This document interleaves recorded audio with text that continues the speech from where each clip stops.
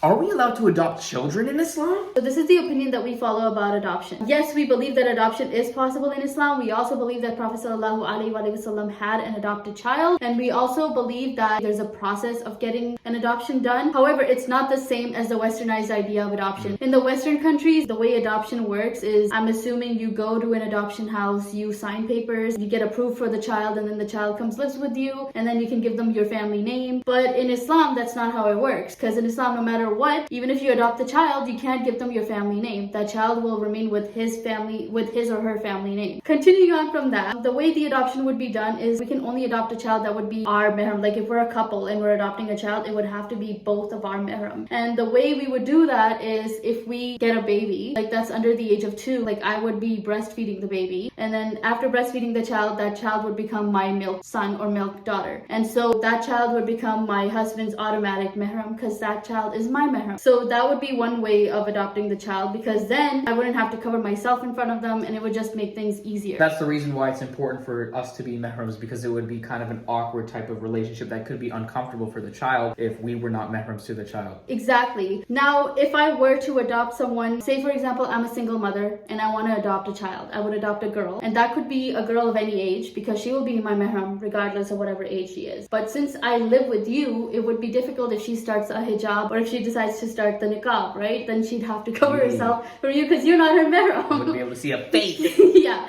So that would make things complicated. Like most of the times you won't see Muslim women that cover their faces adopt because we don't want to treat any child differently. We want to show love and care for each child the same way. So that's how adoption would work. That being said, if you guys have any further questions about adoption, let us know. We're not scholars, but we'll try to answer as best as we can.